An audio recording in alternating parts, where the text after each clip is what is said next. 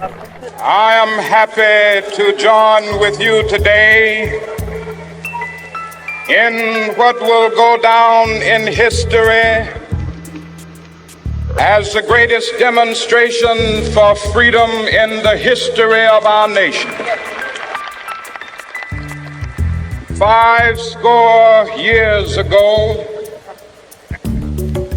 a great American in whose symbolic shadow we stand today signed the Emancipation Proclamation. This momentous decree came as a great beacon light of hope to millions of Negro slaves who had been seared in the flames of withering injustice. It came as a joyous daybreak to end the long night of their captivity. But 100 years later, the Negro still is not free. 100 years later,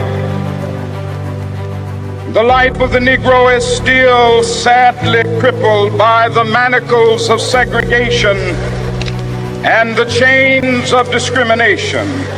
100 years later, the Negro lives on a lonely island of poverty in the midst of a vast ocean of material prosperity.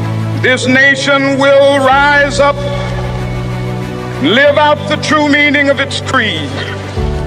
We hold these truths to be self-evident, that all men are created equal.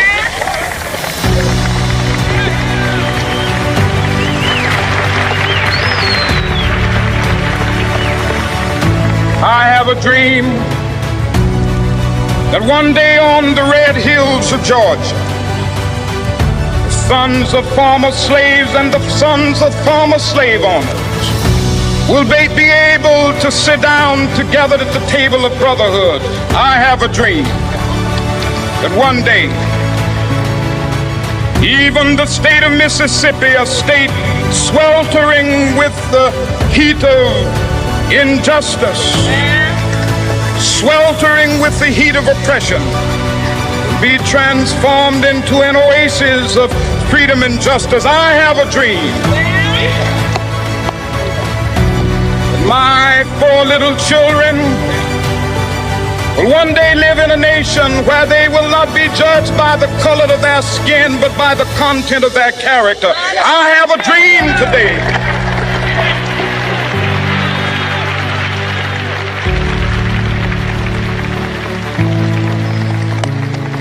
I have a dream that one day down in Alabama, with its vicious racists, with its governor having his lips dripping with the words of interposition and nullification, one day right there in Alabama, little black boys and black girls will be able to join hands with little white boys and white girls as sisters and brothers. I have a dream today.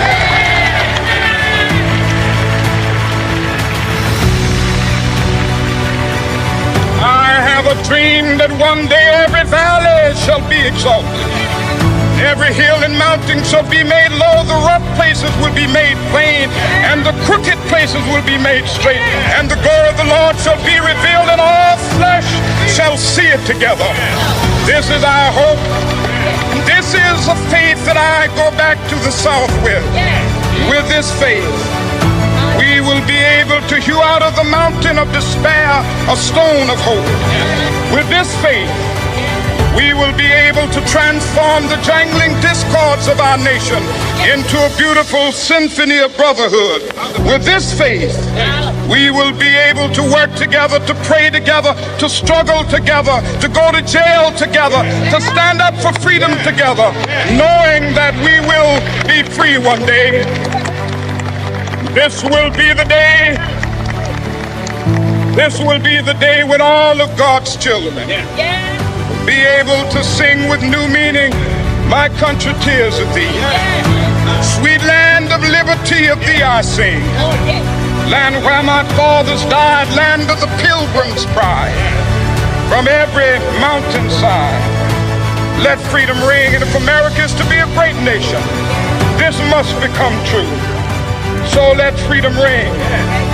From the prodigious hilltops of New Hampshire, let freedom ring.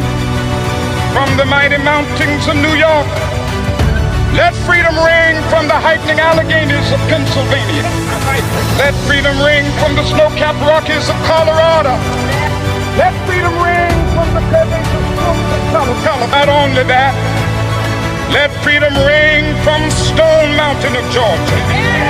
Let freedom ring from Lookout Mountain of Tennessee. Let freedom ring from every hill and molehill of Mississippi, from every mountainside. Let freedom ring. And when this happens, when we allow freedom ring, when we let it ring from every village and every hamlet, from every state and every city, we will be able to speed up that day when all of God's black men and white men, Jews and Gentiles, Protestants and Catholics will be able to join hands and sing in the words of the old Negro spirit. Free at last, free at last. Thank God.